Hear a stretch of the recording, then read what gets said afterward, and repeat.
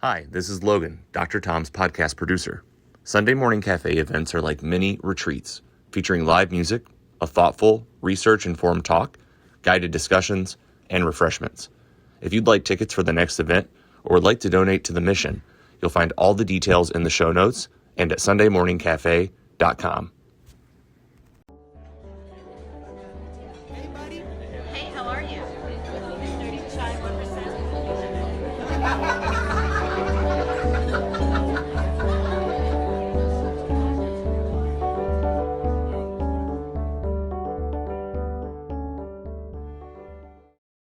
So before we get the blog started, let me just add this. My good friend, Dr. Tim Bono, is also an excellent researcher as well as a wise man. He can also be incredibly entertaining when he presents. So my research interests have always been moving in the direction of resilience. Over the years, I found that the research on the topic of happiness covers a lot of the same territory as resilience research. On Sunday, April 12th, Tim will mine that territory where these two topics of happiness and resilience intersect. In preparation for that event, I'm reading his book, When Likes Aren't Enough. And let me tell you, you are in for a treat as well as a retreat. Check out that play on words. Now, tickets are selling really well, so don't put off reserving yours. Hey, and this time around, if you're interested, we'll gather on the patio of our venue about an hour early, which is 3 o'clock, for appetizers, drinks, and socializing. All right, I hope to see you there. And now for my article, and I'll be reading this myself. I'm Tom Wagner, and you'll find this in my blog in written form for March 29th, 2026. So last week, my church celebrated the fifth Sunday of Lent with the iconic Lazarus scripture reading. Now, you wouldn't have to be a church goer or even a Christian to know the bones of this story. Get it? Bones? A quick search turns up a whole bunch of musical references, including Sting's Lazarus Heart and David Bowie's Lazarus, which eerily enough was written right before his death. Poets have also mined this territory, including Sylvia Plath's Dark, Lady Lazarus, and Carol Ann Duffy's really poignant elegy, Mrs. Lazarus. For anyone who has occupied this planet long enough, the archetypal character of this passage is self-evident. Who hasn't longed for health to be restored against all odds? Or, I don't know, Lazarus might have gotten 10 extra years post-resurrection before he had to die again. What wouldn't a person give for even just one more day with their deceased beloved?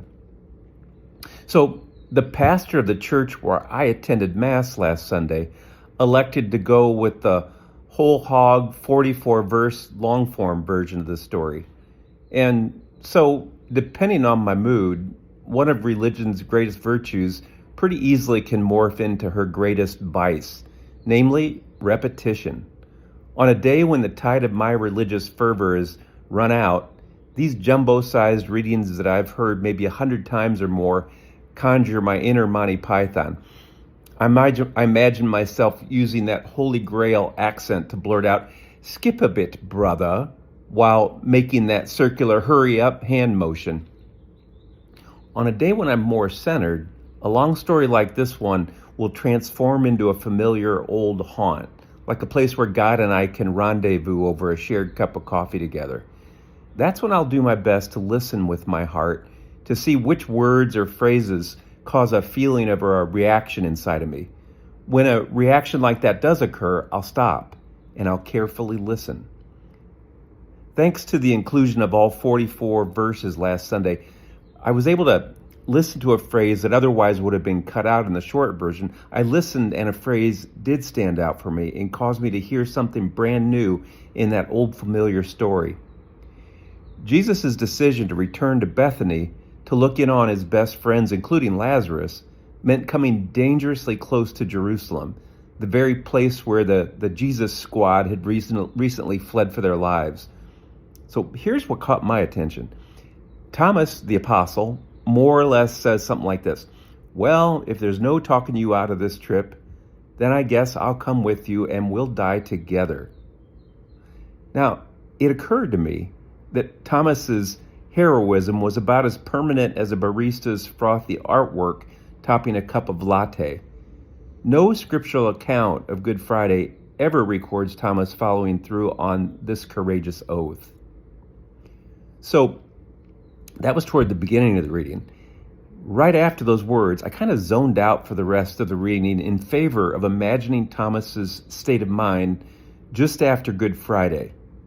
In light of his master's tragic death, I'll bet he'd have been remembering the bravado he displayed when the Jesus crew set out for Bethany. When the going got tough, like almost all of his colleagues, he scrambled. I wonder, what was it like for Thomas to wrestle with himself in that gap between his convictions and his actions? I guess I'm wondering because I've occupied the territory of that gap once or twice myself. Now, as a counselor, I've accompanied many clients who found themselves stuck in that gap between the convictions they held and the actions that failed to embody those convictions. There's a kind of bravery involved in the willingness to take an unflinching look at the thing you wish you could erase but can't, especially when that thing reveals a humbling aspect of yourself. For these courageous souls, the counseling process is mainly about accompanying them through their own grieving process, not for the sake of some kind of penance so much as just coming to a realistic and loving acceptance of themselves just the way they are, rather than the way that they wish they were. Like Lazarus, something has to be left back in the tomb to emerge with the necessary ingredients for healing. Like Lazarus, frequently, we need someone's help to untie us as we exit the tomb of our own making. The author and scholar Mirabai Starr, in her book Everyday Mysticism, describes a kind of opportunity available to those who find themselves in that gap, in the space between whom they wish they were and whom they've turned out to be. Quoting Stephen Still's famous 1970 song, she describes the calling embedded in those moments something like this: rather than wishing you were that other person, why don't you just try to love the one you're with? In other words, the one you're with is you, rather than that other imaginary guy or gal. Why not love that one? Yourself, just the way you are. This next section is called Biblical Commentary for When You've Really Messed Up. So the great spiritual master you probably never heard of, Vince Hovley, liked to point out that in John's Gospel alone makes any kind of mention of two campfires, and only two campfires. One was the hand-warming fire where Peter denied Jesus 3 times, just outside the prison on the night before Good Friday. The other was the fire on the seashore, where Peter affirmed his love for Jesus a corresponding 3 times, while eating a feast of fish and bread prepared by Jesus for the whole Jesus crew during their post-resurrection reunion. Through the use of this literary device, the author of John's Gospel is issuing a challenge to the likes of Peter, Thomas, and you and me. Whether your lapse or failure was recent or ancient, John's Gospel asks, which fire are you warming yourself by? The scalding fire of your regrets, or the glowing embers of that fire on the seashore, fueled by loving presence? Now, you could just turn off this podcast right now and move on over to the blog to get the written questions for your reflection or your discussion group.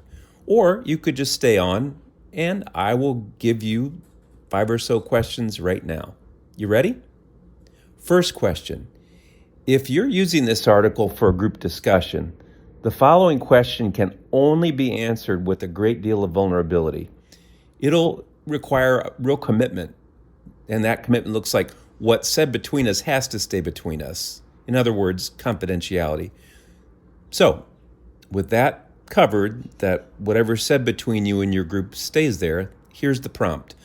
What is the experience in your life that you've wished to rewind and erase? Tell that story to your group. Let their compassionate listening and your compassionate telling of that story heal you some. Next question. Have you ever had to go through a grieving process to metabolize an event in your life that was difficult to accept? Describe how you did that. Were there any wise or generous souls that helped you on that journey? Next question. Often enough, I've heard a person in recovery say, I'm not glad for all the mayhem and suffering of my addiction. But I'll say this, that if I hadn't gone through all of that, I wouldn't have picked up all the blessings that have come from my recovery. My question to you is this. Have you ever felt this way, whether or not you had an addiction?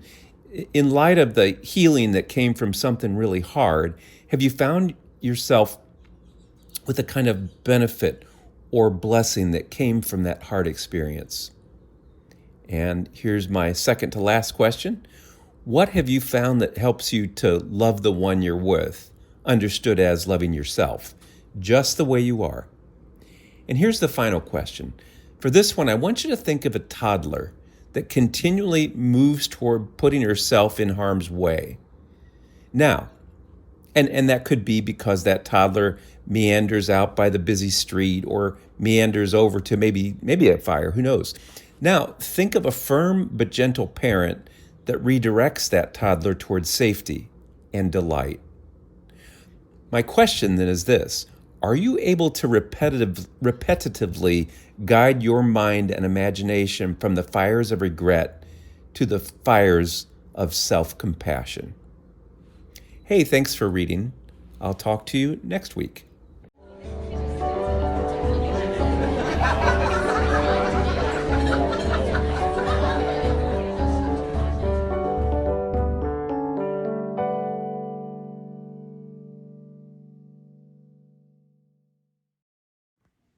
Dr. Tom's producer, Logan, here again with a quick note. If you'd like tickets for the next Sunday Morning Cafe event or would like to donate to support the mission, you'll find all the details in the show notes and at sundaymorningcafe.com.